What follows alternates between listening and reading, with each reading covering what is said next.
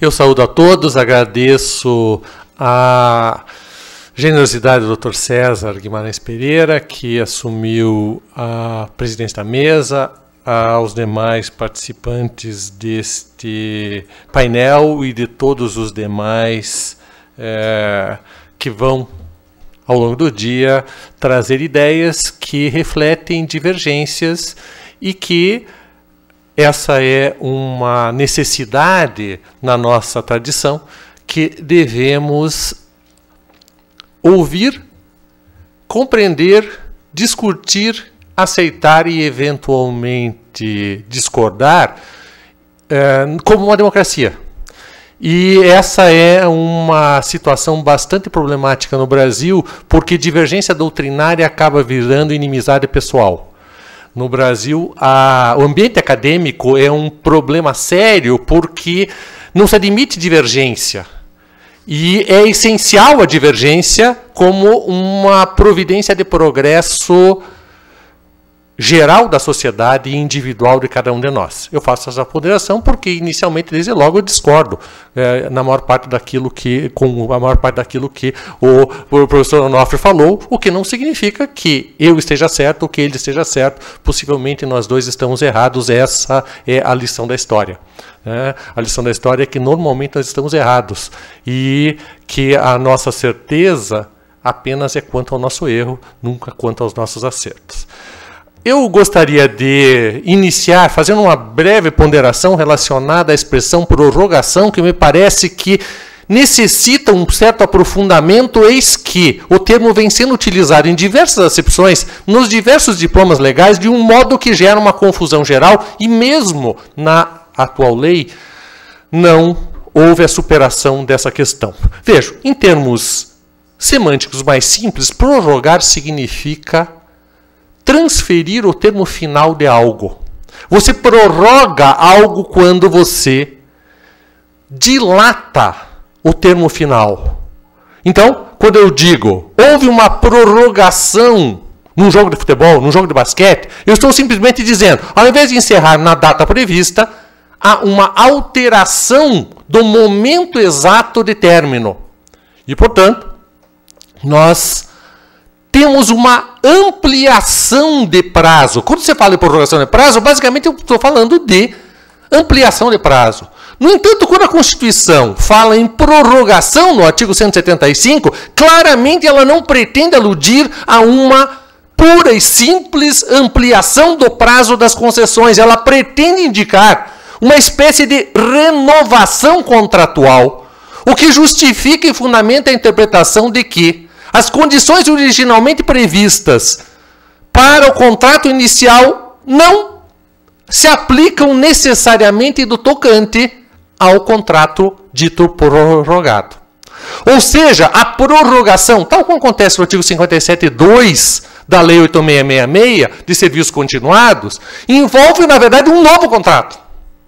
O contrato prorrogado de serviços contínuos configura um outro contrato, e isso é absolutamente pacífico na doutrina, na jurisprudência, tanto que é uma faculdade a prorrogação, tanto que as condições previstas e a equação econômico-financeira do contrato original não se comunicam necessariamente ao contrato prorrogado.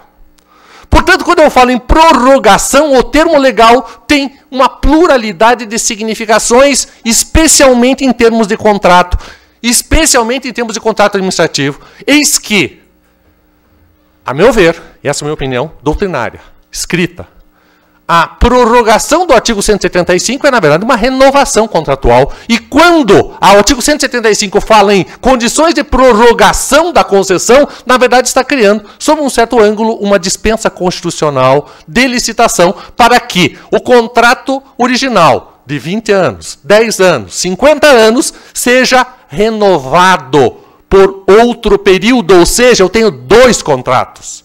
Eu não tenho mais um único contrato. A decisão fundamental é esta. Se eu tenho prorrogação, pura e simplesmente eu tenho um único contrato. Se eu tenho prorrogação, renovação, eu tenho dois contratos, cujas condições podem ser alteradas de um modo significativo.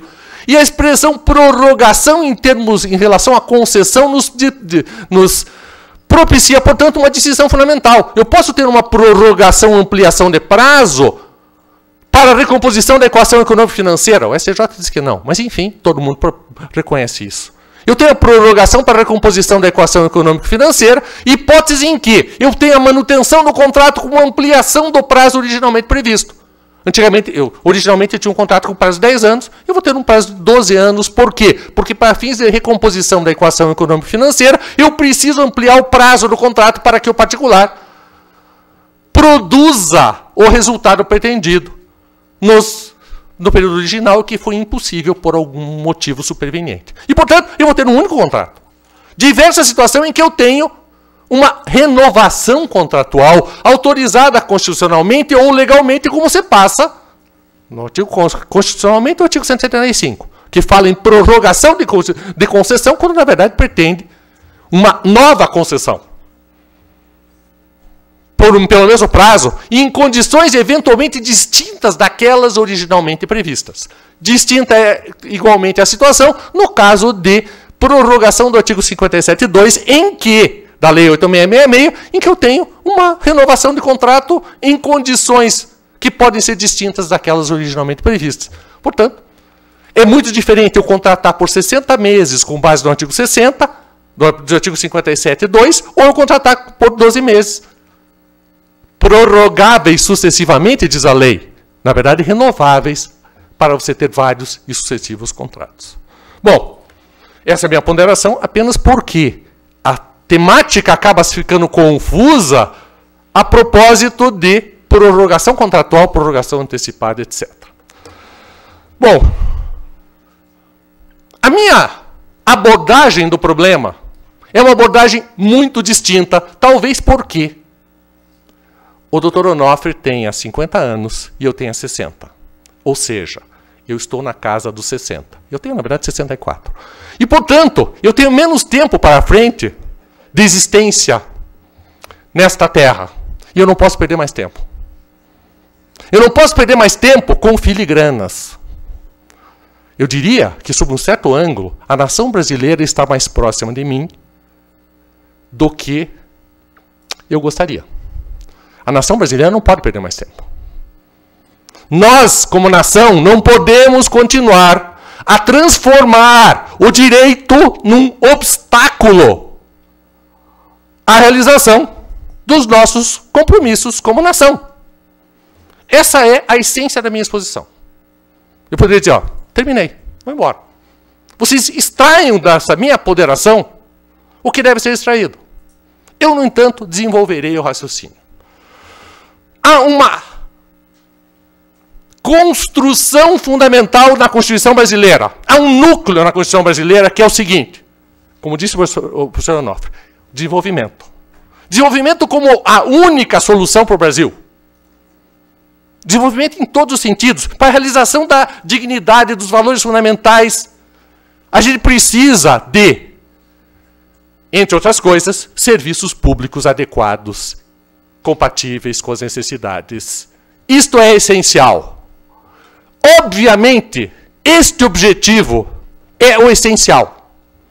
O direito é filigrana. O direito é meio.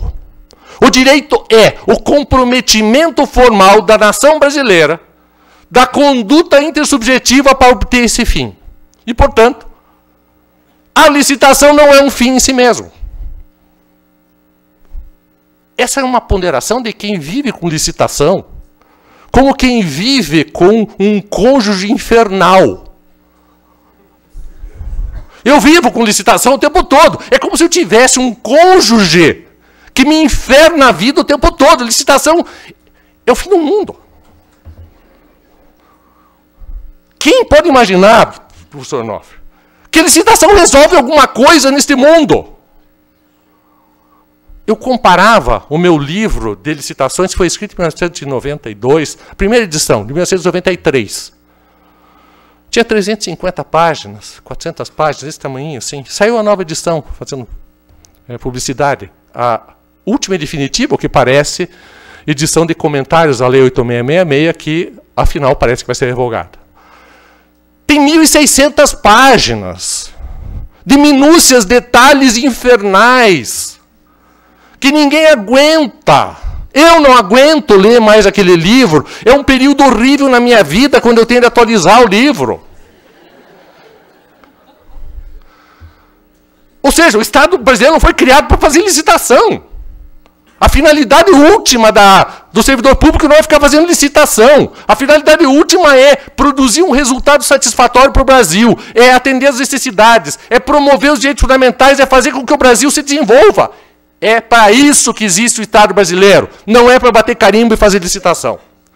Ou seja, entre os fins constitucionais fundamentais, assegurar a dignidade humana, tudo aquilo está no artigo 5º, e fazer uma licitação. Eu não tenho dúvida em responder. É claro que você tem o dever de não fazer licitação quando a licitação for um obstáculo para a satisfação das necessidades brasileiras. Ora, isso é tanto mais sério quando nós temos um fenômeno que é o fenômeno típico da contemporaneidade que a gente poderia qualificar como aceleração do tempo. Essa é uma questão filosófica, mas é uma questão que afeta todos nós. O que é aceleração do tempo? Aceleração do tempo significa a multiplicação de acontecimentos no mesmo espaço de tempo, de tal modo que aquilo que levava anos para acontecer no passado, hoje acontece em dias, em minutos.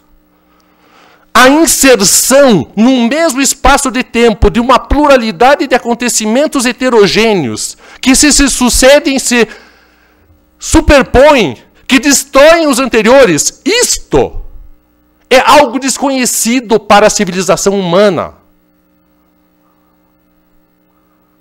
Os juristas franceses que criaram o direito administrativo não tinham a menor ideia disso. Elie Lopes Meireles, por incrível que pareça, muita gente não sabe que ele faleceu. Eu participo a vocês, porque tem livro do Elie Lopes Meireles, a última edição, nas livrarias, ou virtuais, obviamente livraria uma coisa do passado também. O Elie Lopes Meireles não sabia o que era aceleração do tempo. Ele morreu em 1990. Não tinha internet naquela época. Não tinha WhatsApp. Não tinha Instagram. As pessoas não estabeleciam compromissos amorosos por meio do Instagram. Ou seja, nós estamos diante de um novo tempo e, para parodiar uma expressão boa do professor Egon Bockmann Moreira, a única certeza é a incerteza. Se nós temos uma certeza sobre a vida, é que tudo é incerto. E nós temos de estar preparados para isso. E o direito tem de estar preparado para isso. Ou seja, o que significa dizer que é uma ilusão. Eu não vou dizer uma tolice. Porque todos nós somos tolos, e se disser uma tolice, eu vou parecer que eu estou criticando os outros. Eu sou tolo também. Mas é uma ilusão. Imaginar um cenário estável em que a gente faz uma licitação para 30 anos, 40 anos, 50 anos, e vai dizer, olha, quando em 1930 se desenvolveu essa concepção, era possível aplicá-la. Hoje não dá mais. Ou seja, qualquer que seja o nosso projeto de vida individual, como sociedade, como Estado, nós temos de ter consciência de que aquilo que a gente planejou hoje deve ser adaptável para mudanças em minutos, dias. Tem uma publicidade de uma antiga, de uma rede de notícias que diz que em 20 minutos tudo pode mudar. É verdade. Isso é antigo já. Que besteira, isso é dito toda hora. Nós já temos consciência disso o tempo todo. Ou seja, nós temos uma situação de progresso social, de modificação da realidade, com tamanha dinâmica, que aquilo que a gente planejou em 1990 é totalmente obsoleto.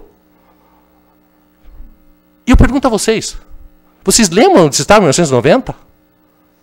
Vocês sabem quais eram os projetos de vida que vocês tinham em 1990? Vocês podem se comprometer com 1990 para dizer, hoje eu quero ser exatamente aquilo que eu previ que eu ia ser em 1990. Ninguém vai fazer isso, porque é impossível. Logo, nós temos a necessidade eventual de novos investimentos essenciais para cumprir aquilo que é necessidade nossa de hoje, de amanhã e depois de amanhã. meio a contratos que foram pactuados há dezenas de anos atrás. E esses investimentos têm de ser realizados. Ou então a gente vai esperar 10 anos. Quem de vocês, na sua vida pessoal, está disposto a fazer essa troca? Ah, eu preciso trocar de carro hoje, meu carro está caindo aos pedaços. Mas eu vou aguardar 10 anos. Vou aguardar 15 anos. Eu tenho de conversar com meu filho hoje à tarde sobre uma coisa séria. Mas eu vou esperar 10 anos. Eu tenho de resolver minha vida hoje. Não, mas eu vou esperar 10 anos, 15 anos, 20 anos. Ou seja, não há como aguardar o termo final dos contratos. Eu diria a vocês, se vocês têm algo importante a fazer na vida de vocês, façam já. Levantem-se. Não fiquem perdendo tempo aqui. Levantem-se e vão fazer já. Não há possibilidade de se diferir para o futuro a situação. Ou seja, nós temos, é verdade, obstáculos jurídicos. E eu não estou, tal seria, como estudante de direito, não estou fazendo isso. Não estou dizendo, olha, o direito é relevante, o direito é secundário, o direito pode ser ignorado. Nós temos obstáculos jurídicos. Nós temos a licitação, nós temos o contrato. E nós temos um dilema jurídico pessoal, existencial, que todos nós temos de enfrentar. A questão é, nós ficamos com o formalismo, com uma solução imaginária, uma representação teórica abstrata da nossa realidade, em que nós construímos e inserimos as nossas concepções de como o mundo devia ser, de como seria bom se esse meu cônjuge infernal não fosse como ele é. Ou nós enfrentamos praticamente a nossa realidade. Essa é uma decisão que todos nós temos de tomar na vida e temos de tomar no direito também, como juristas. Ou seja,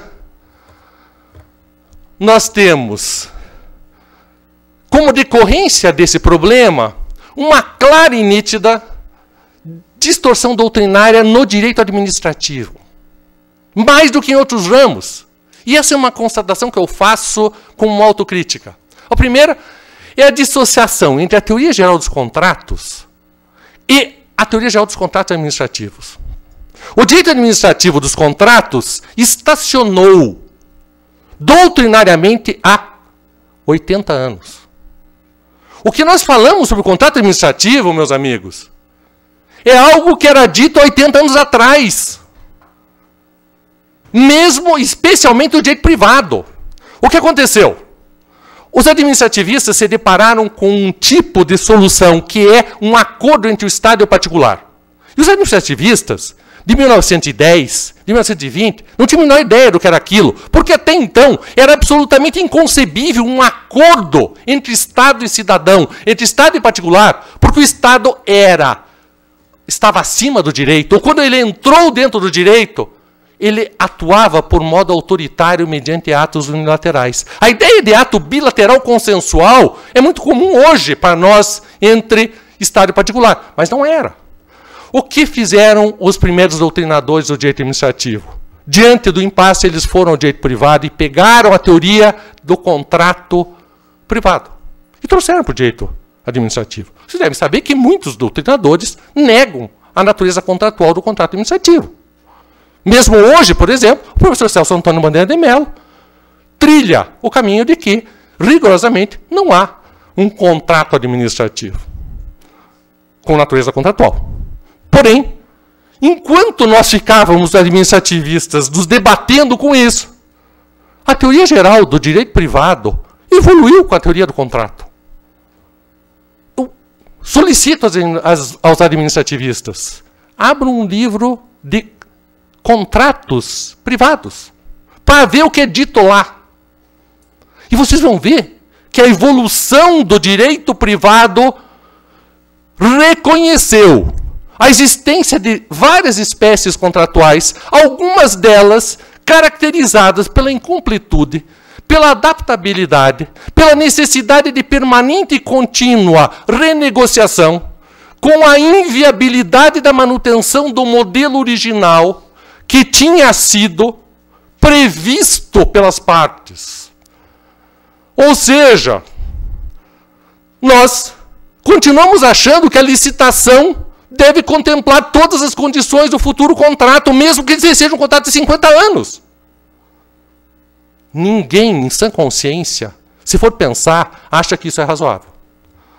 Por outro lado, há uma generalização da teoria, especialmente do Brasil, do contrato de colaboração, aquele da Lei 8666, para aplicar ao contrato de concessão. Isto é algo inconcebível. Ou seja, especialmente os contratos de delegação à concessão se caracterizam pela heterogeneidade das necessidades, uma pluralidade de objetos complexos diferentes, com a variabilidade de soluções ao longo do tempo. É impossível você estabelecer uma única solução hoje para ser aplicada amanhã, daqui 5 anos, daqui 10 anos. O contrato é essencialmente um acordo inicial que vai estabelecer as soluções processuais e procedimentais de negociação entre as partes para adaptação permanente. É isso que acontece no direito privado. É inafastável a incompletude da negociação. Você não sabe hoje qual será a solução necessária daqui 5 anos, 10 anos ou 15 anos, com a necessidade de adaptação à realidade de modo permanente. Portanto, a tese da vinculação absoluta ao edital, ela é destituída de razoabilidade. Basta eu dizer a vocês, qualquer um que tenha feito uma reforma em uma casa, por menor que seja, sabe que isso é uma tolice. Você combina com o empreiteiro que ele vai fazer uma coisa, 3 dias depois ele diz, olha, doutor, não dá para fazer isso. A gente tem de demolir essa parede. Quer construir uma casa? Veja como é. Eu sei, eu construí uma casa aqui. Eu moro em Brasília, eu construí uma casa aqui. Eu sei o que é modificação de contrato, inadequação de projeto, ausência. E isto para um contrato simples, que não é um contrato de concessão. Ou seja, é indispensável considerar que a alteração das condições originais dentro de um contrato de concessão é algo necessário e original e inerente. Portanto, eu concluo. Para que serve o direito? Nós nos perguntamos, é necessário nos perguntarmos, filosoficamente, para que serve o direito? Qual é a função do direito? Por que nós temos um direito administrativo? Eu não vou responder para vocês, porque essa é uma pergunta que cada qual deve responder, mas é necessário que você faça. O direito serve para ajudar ou para atrapalhar? O direito serve de instrumento para o progresso do Brasil ou obstáculo a isso? Para que serve o Estado brasileiro? Essa é uma pergunta ainda mais chocante. O Estado brasileiro serve para alguma coisa? Ou não serve para nada? Para nenhum dos fins que a Constituição estabelece. Existiria um estado de coisas inconstitucional em que Estado não é situação de fato, mas é a pessoas do Estado? Ele é inconstitucional? Para que servem os direitos fundamentais? Qual é a função, o fim e o conteúdo da garantia dos direitos fundamentais? E eu posso ter diferentes respostas para isso.